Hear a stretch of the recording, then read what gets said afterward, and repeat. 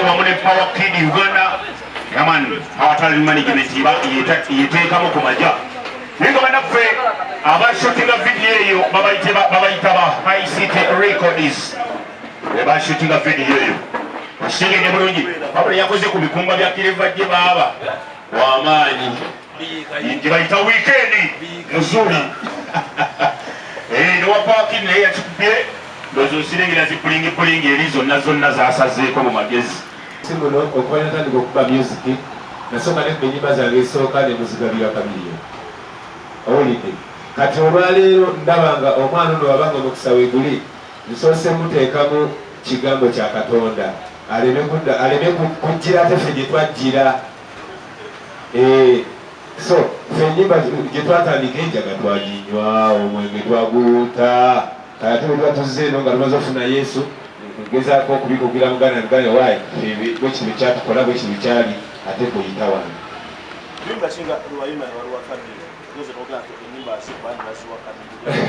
nina kayimba kange bali bakayita yeewuuyo yeewuyako niwe wange kamuwa ebirungi mama yeewuyako niwe wange tuzaawula omukwano abantu bangi bali bamanyi bageze mpaka ngamaze kukola manzi wa nani abantu balaba figa yange naba feesi yange ki ekyatuka ku kolabo ya Chameleon ekyatuka kolabo ya Chameleon abadde bize n'ebyobufuzi nga tetusobola kwasagana twakolako korasi yokka mukuwandika vas omukulu ng'ali bize balina okugenda mu byobululu kati ate embeera ya covid nga bwogiraba tambula ddayo bulo bakomawo enyanamanga tekikwasaganyeka bulungi essebukulya mpeera Power Kid omuzinda Power Kid oli myaka emeka? Nina emyaka 13. 13 osoma? Mbadde nali nsoma ne batuggala mpaka nakati. So ne batuggala mpaka kanakati? Mpaka nakati. Osuubira okuddayo oba ogenda okuddayo?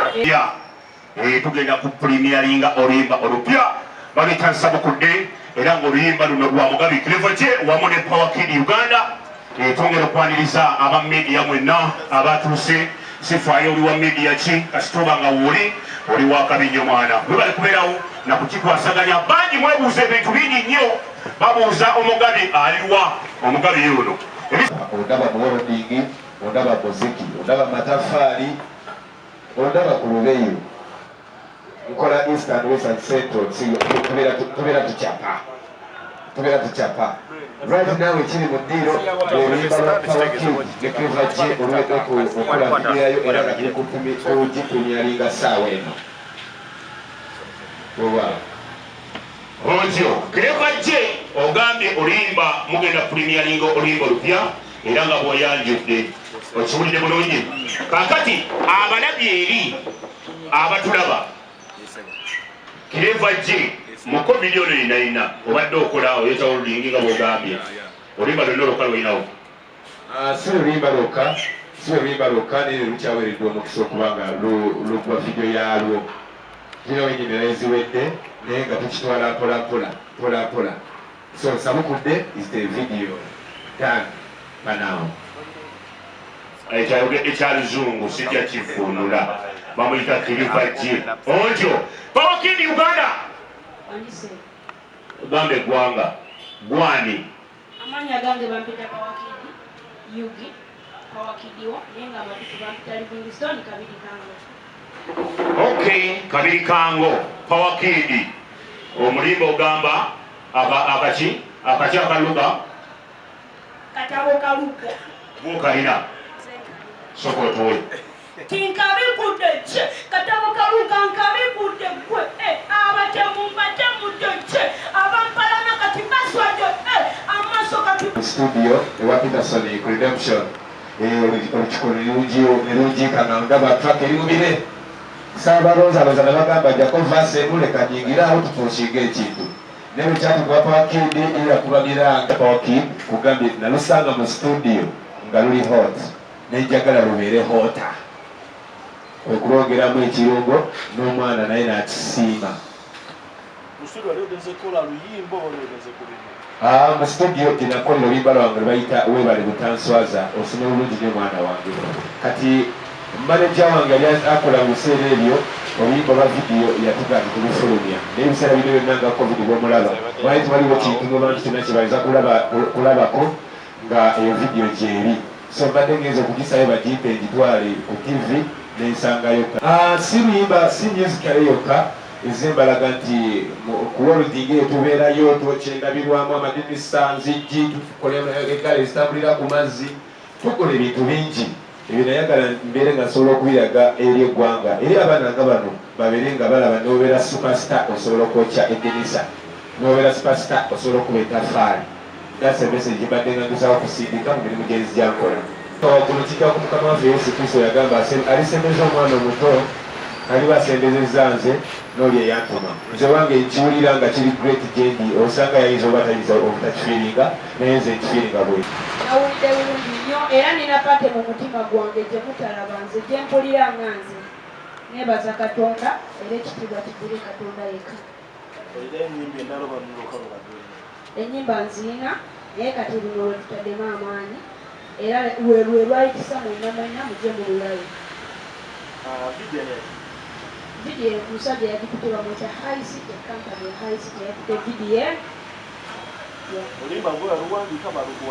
Olumba nze yaluwandika sini nakawandiika ennyimba nnya kati ziri out biri vidiyo biri audio era nsuubira okutta alubamu mu biseera ebitali biwanvu.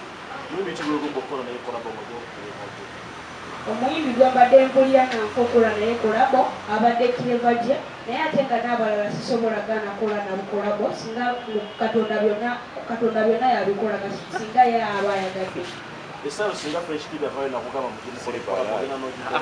Sigaana ngenda n'engikola kuba byonna biba bya Katonda yabasazeewo toyinza sazaamu Katonda kyabasazeewo.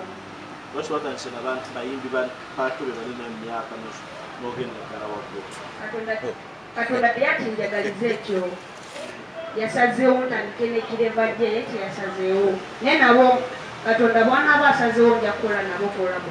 Munsi muno okuba natandika okuba music nasooka nekkuba ennyimba zange esooka ne muzigabira Chameleon owulidde. Kati olwaleero ndabanga omwana ono wabanga omukisa weeguli nsoose muteekamu kigambo kya Katonda aleme kujjira ate ffe gye twajjira. So ffe ennyimba gye twatandika Enjaga twaginywa omwenge twaguluta ate bwe twatuzze eno nga tumaze ofuna Yesu ngezaako okubikugira muganda muganda waayi bwe kino kyatukola bwe kino kyali ate kuyita wange.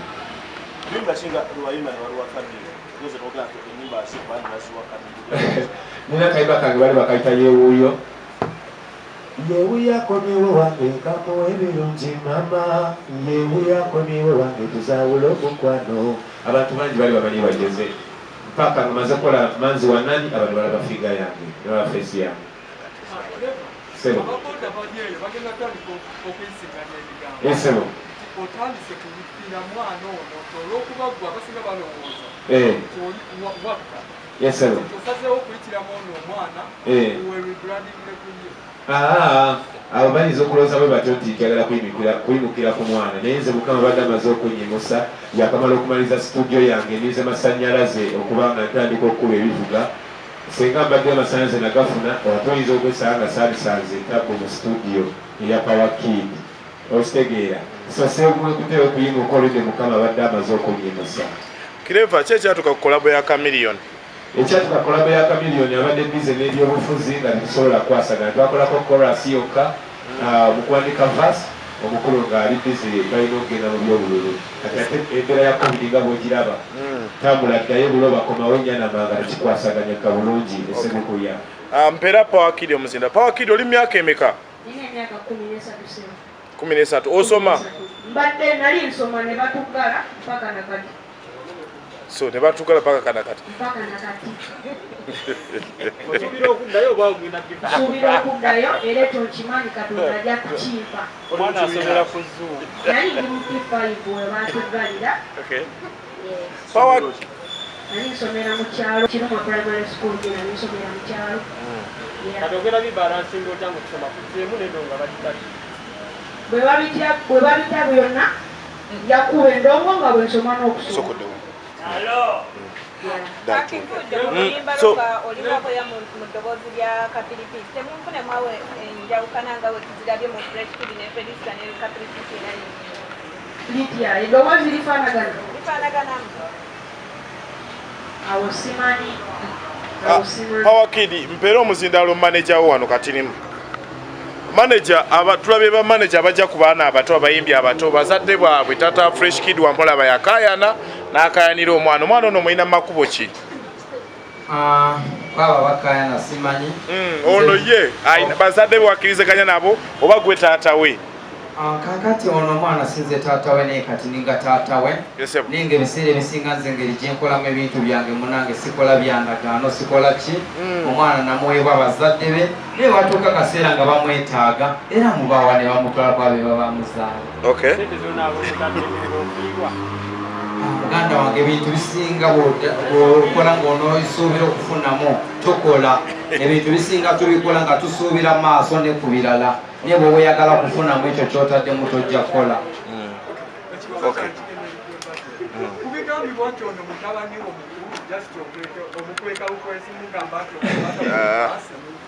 kubuzabuza myaka kyo obutamukuwa okyogerako nzize nga mbagamba nti n'omwana wange omamwita Jeremiah Kasozi ekyo mubadde nga mukiwulira kati senti mwakalaba muwala wange omukulu ndozagera bwolabye n'ogamba nti bayinza nakyo ogamba nti mutabani wange mukwese bukwesi omwana musanga ne mama we nga muto nemukuza paka awe tubadde kuva mu buto nga yabula paka kati era naye mwana wange naye mwemwere musaana kumanya ekyo kuba nze namutwalanga mwana wa Katonda so owaayi tusuubire nti eno kambaakayo kuba tubadde tumanyi ogenda kukola n'abaana nga ba Fresh Kid ow'omwana wamugugunguddewo ono tetumanyi nakumanya ebintu mukama byakola byewuunyisa balina akasaba Fresh Kid kolabo obubadde bugi byanga mbisaba naye ebintu bya covid tukwasaganyiza na manager we kale mukama watereddewo ono ndaba nga Fresh Kid wanajjiranga weewaawo Ekako nnyo nze sitira kyagala simanyi lwaki. Njagala mugamba kwasaganya ono mwana kinyumira nnyo okusinga kugamba manager kitegeeza kirala. So oluyimba luli ku channel ya MP Jesus channel yange era nga bwenze nga ngikozesako ku bintu bingi ebiri bawo tukirevajje so n'oluyimba lwa Power Kid balita nsabukudde by Power Kid featuring Cleverje luli ku channel ya MP Jesus kyenyinza okubasaba nti mweyongere okuflowinga omwana ono mweyongere okwagala Cleverje ne Power Kid music wange wabayimbi bange mumwagale nnyo kyembasuubiza kiri ekintu kimu nti tetujja bavaamu tukweyanza